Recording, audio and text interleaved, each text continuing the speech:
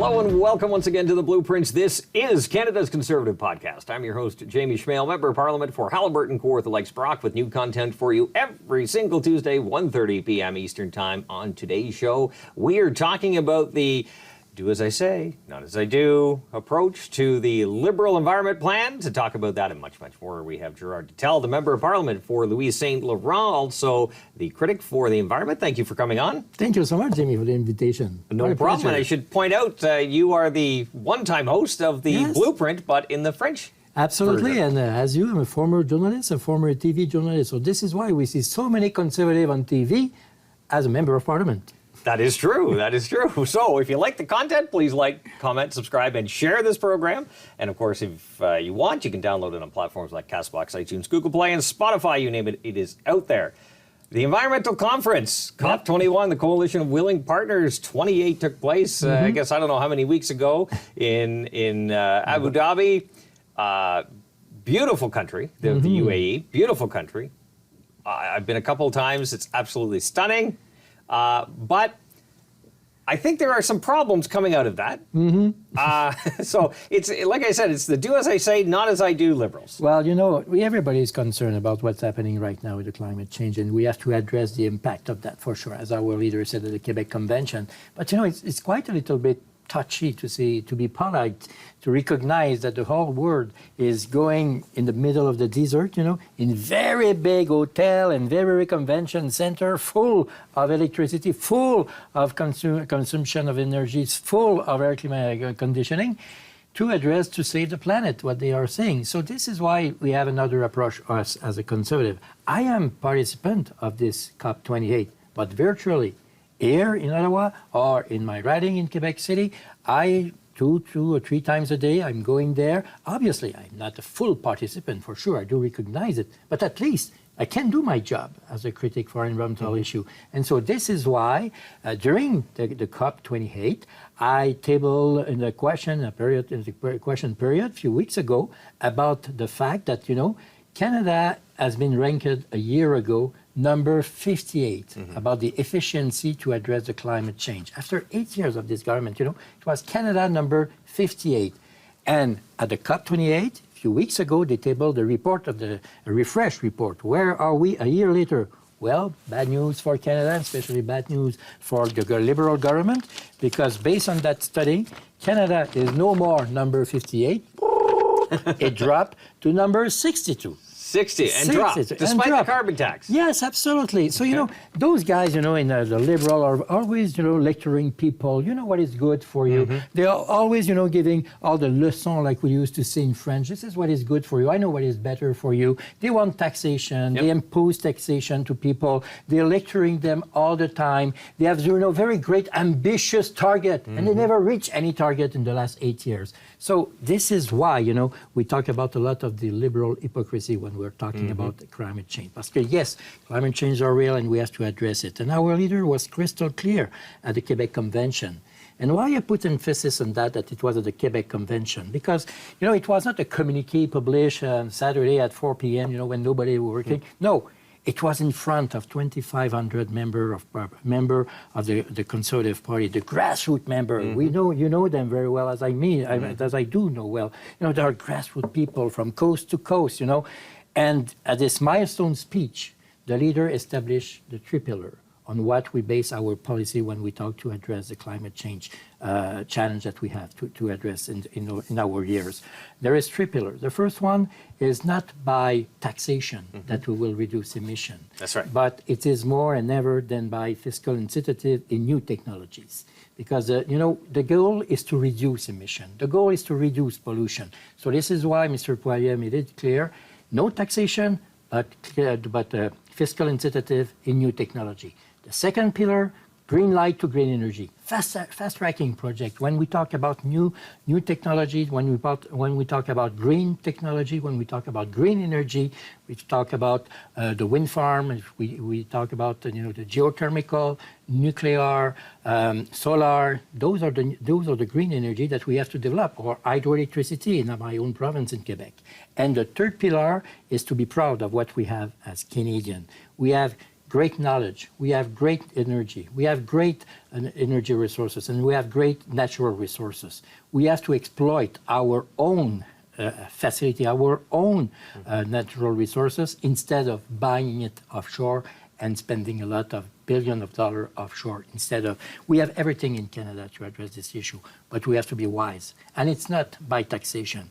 And I would say the COP28 Well, the taxes report aren't working either. is not working. Canada, Do you notice these 62. conferences always take place in the best of everything? Maybe. In the most fanciest of cities, in the most tourist-heavy cities, in the places where people want to be, that's where you have these conferences. Well, I've noticed that. 2 years ago it was in Egypt. Last month it was in Dubai.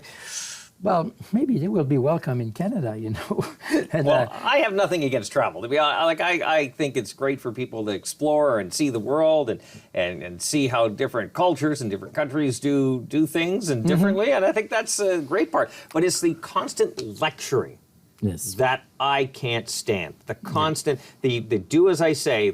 Here's the overall philosophy, right? The Liberals aren't against traveling. They're just against you traveling, right? The common individual, the hardworking Canadian, they're against you traveling. Heaven forbid that you work your tail off all year, you break your back, and you look forward to that one vacation, and now you have somebody, a government, that loves to travel. Again, nothing wrong with travel. But they don't want you to take that trip. They're okay to do it, though. Yes, this is the big problem. I think you can show by example how we can conduct ourselves to get inspiration for the people. Look, I attend on a daily basis, the COP27 when it happened a few weeks ago. And obviously, it was not 100% of my time.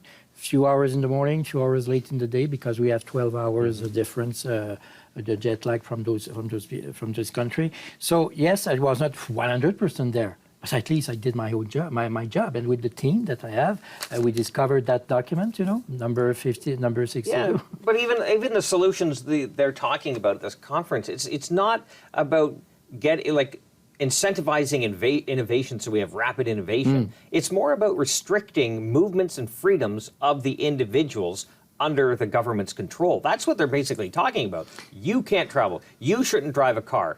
Don't eat meat. Right? It's always restricting the governed class, right? Not the governing class, the governed class. The governed class. And I think we can find solution on a daily basis instead of taxation. And we have seen, without a shadow of a doubt, that the system is not as its best. Look, in Quebec, we have the cap-and-trade system for the last 10 years. And I know what I'm talking about. I've been member of the National Assembly when that bill had been passed. But the point is, after 10 years, that we realize and recognize that a lot of money is skipping Quebec and going elsewhere.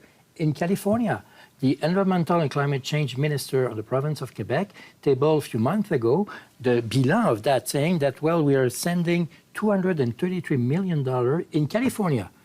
I've checked this morning. California is not a third world country. I think they don't need our help.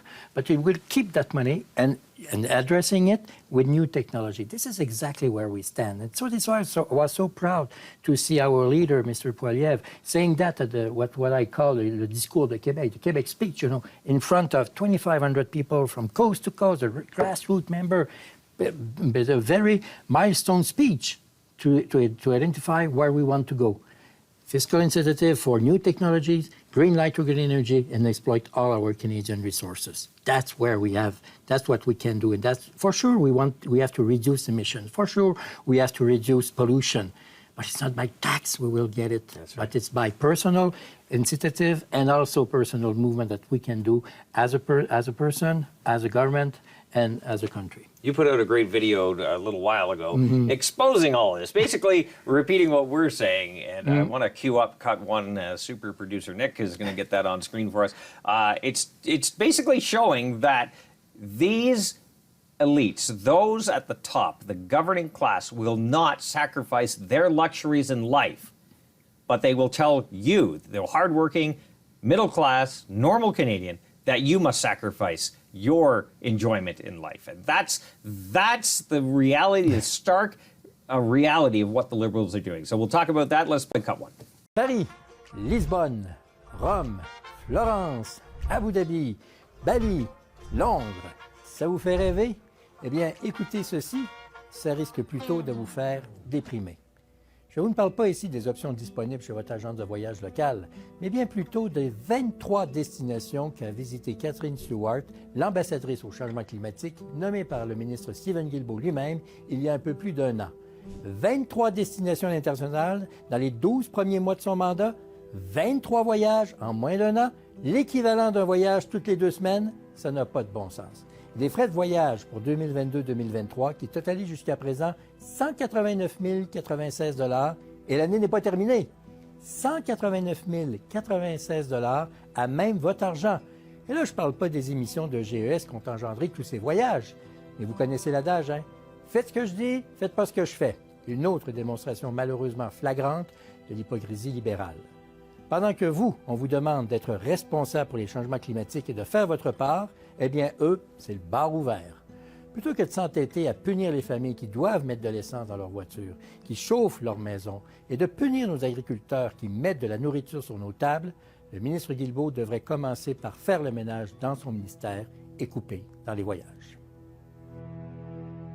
If you think about it, those individuals traveling the world and lecturing us on what we shouldn't do, basically live under their very tight restrictions, they're using disproportionately more greenhouse gas emission or spewing more because they're traveling a lot more. That's it. They have the ability, but of course, I don't know how the left looks at it. Like they have the moral authority to do so because they're fighting to save the planet, and we just want to, I don't know, do harm, right? Like that's their narrative. Well, it's very sorry to say that, we have to do something and not all talk, but also action. I don't know anybody who went to the Dubai convention, to the COP28 at Dubai by kayak, All of them travel by plane. It's exactly, or almost, on the other side of the planet. So all Canadians went there, all the civil servants of the environmental department. And I do understand that some people have to be there, but do we need so many hundreds of people going there? I'm not quite sure. Well, or at least send them, but don't lecture normal Canadians on the fact that they can't travel or go on vacation, or make it so expensive through carbon tax and other methods that other people can't travel, right? You restrict our energy industry, so the price goes up because the world is starving for energy right now. Cause and effect. And as long as we will need a so-called fossil energy, I will fight for Canadian energy. This is normal. I want to help those who help me. In the province of Quebec last year, and this is based on a study made by les Hautes Études Commerciales in Quebec, 18 billion of liter of oil has been consumed in Quebec. 18 billion is a lot of, and 47 of that is coming from U.S. I have nothing against Texas and Louisiana, but I would prefer to buy Canadian oil. 100%, yes. As long as we will need it, I will fight for Canadian energy. And this is true for oil, but also this is true for any kind of energy. Be proud to be Canadian. We have to be proud of what we're doing. And we have the best standard of ethic and the best standard of human rights and the best standard of environmental issue. Be proud to be Canadian and use our Canadian knowledge and use our Canadian kind of energy and use our Canadian natural resources. In addition to fuel, say, for your car, heating, whatever, oil actually is a main ingredient in making pretty much everything we have.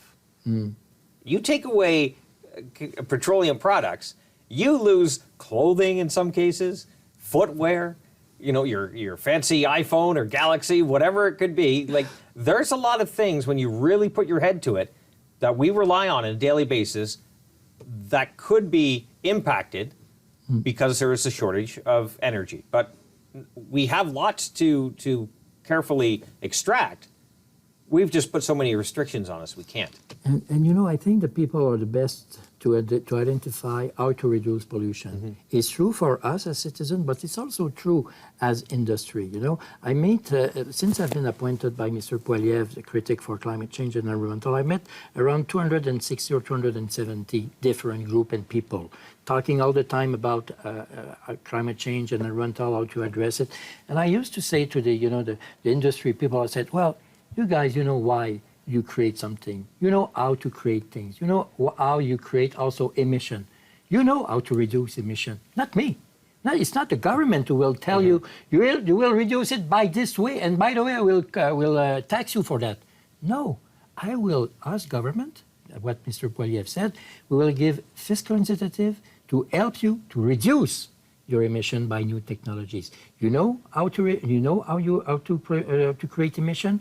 You know why. You will know how to reduce it. Well, not the creating government. a level playing field, allowing the private sector to innovate. You have rapid innovation, right? You open the playing field to the best product, right? And the market will decide. Unfortunately, this government decides by subsidies, right? Investing, or so-called investing, picking a winner, and everybody else gets shut out, right? So everyone else that may, who knows, they might have a better product, but they have to work 2, 3, 4 times as hard to get attention into the marketplace because the government has created a false playing field. And each and every time I meet an industrial, he will tell us, it takes so long just to address the issue of subsidies that we pay people on a yearly basis to address it. No, it's less money to invest in new technologies, to invest in the business, to invest in real reduction. So this is why fiscal incentive is the best way, because by tax rate or something like that, when you have tax rates, it's because you create something, you have employees, you are working, and you are create wealth for the society. So instead of paying more taxes, you will pay less taxes to invest in new technologies. This is a conservative principle, and it will work. Hear, hear. All right. You were up in question period just before the break. We're going to cue up that clip. Let's cue up cut 2, pointing out that the carbon tax just isn't working. So let's play cut 2. And by the way, Mr. Speaker, who did say in 2015, Canada is back, the Prime Minister, but today the Canada is way, way back. That's the reality after 8 years of this government. So the carbon tax is a tax plan, not an environmental plan. That's the point. And this is what is so sad, and people are getting upset. The independence of a small business community had a survey about their own people, and more than 3,000 people participated in it. 87% of them are sick and tired of the carbon tax. 87%. Well, they are not all conservative. Well, I wish to, but they are not all. So for sure there is some liberals, there is some NDP, some leftists who are, because why? Because they realize and recognize that it's not by taxation that we will reduce emission. That's the point. That's and right. we have seen that in the last 9 years by this government, lecturing everybody, ambitious plan, but ambitious, target without reaching them at all. So this is what the liberals, the testimony I will say, this is the liberal fact, and the liberal fact are not good for Canadians. Well, the more you replace your own individual decision-making with endless government decision-making, you're not necessarily a free individual. You're more of a subject. And you know why you create pollution and emission. You know how to reduce it. That's not right. The government. And I think everyone is looking to be better in whichever way they can. Sure. But right now, the alternatives are limited because we are not incentivizing rapid innovation.